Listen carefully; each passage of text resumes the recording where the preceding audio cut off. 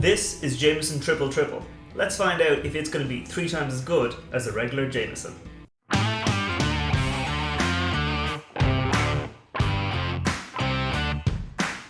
Welcome back to the channel. My name is Matt, I'm a whiskey nerd, and this is Jameson Triple Triple. So let me get this into the glass and I'll tell you a little bit about it.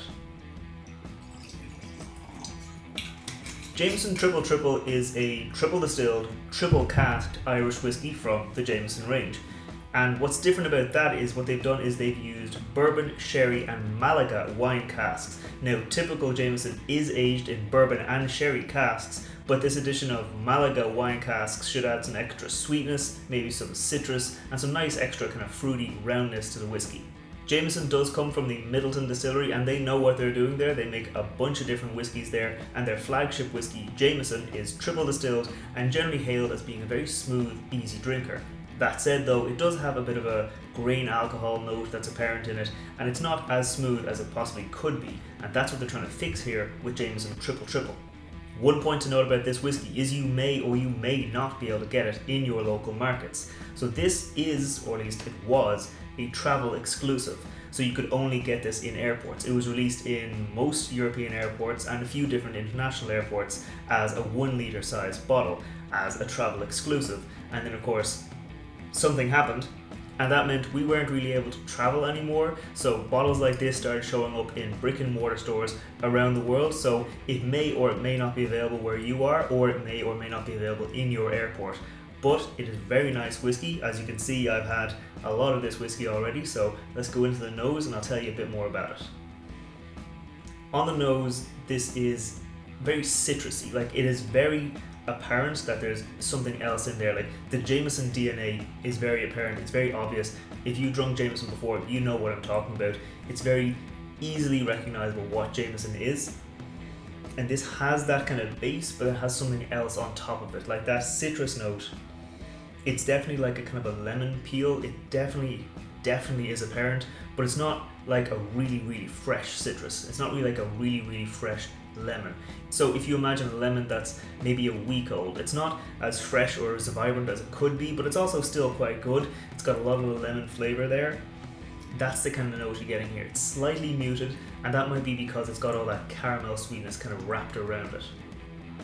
That caramel sweetness, it's very apparent. It's nice and it's deep, it's rich. It's just a nice smoother whiskey. Like, that kind of ethanol or harsh grain alcohol note that you get in the standard Jameson, it's not very apparent here. Now, it is quite apparent in the standard Jameson, but here, that kind of citrusy note, it kind of hides that, or it masks it, it covers it up nicely, allowing you to get into a caramel note, get into the kind of the vanilla note, the sherry influence. It allows it to be a lot more approachable on the nose. So let's go in for the palate and see if that stays. Okay. On the palate, the citrus note is there. I'll get to that in a second. But one thing I noticed was a lot more oak here. So there's a lot more kind of influence, I think, from oak, maybe because it was aged in 3 different casks. So there's 3 different kind of influences there pulling in together. A little bit of barrel tannin. It's very welcome. It's kind of drying, but then at the same time, the citrus notes and those caramel notes, they come through and they keep it from being too dry. They keep it from being unpleasant to drink. Those citrus notes are there, they're still apparent, but they're kind of more muted. It takes a kind of a backseat to orchard fruits, to apples, to pears, to a little bit of black currant. You know what actually it tastes like? If you think of an apple and blackberry crumble, where you've got the apples, you've got the blackberry, you've got a little bit of lemon juice, and on top of that you've got this kind of buttery, biscuity crumble on top. That's kind of the flavor you get here, because you get that vanilla sweetness, you get the buttery note you get from Irish whiskey. And underneath that, you got a little bit of vanilla, you got a little bit of kind of apple, you got a little bit of citrus, and you got this kind of deeper level of sweetness. Kind of almost like a blackberry. It's maybe not exactly a blackberry, but let me go back in and I'll see what it tastes like. Okay, actually going back a second time, it does remind me of blackberries. Not a really tart blackberry, more like a blackberry you've kind of stewed. It's kind of deeper, it's kind of rounder. It does have that kind of sweetness of a blackberry rather than the tart sharpness of a blackberry.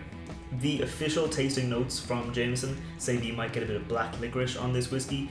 I'm not getting that at all, and for me that's a good thing because I cannot stand the taste of black licorice, so the fact that it's not in there, that's a welcome addition to me. But I think it's a nice whiskey on the palate. It's very easy. So let's go in for the finish and see what else we can find.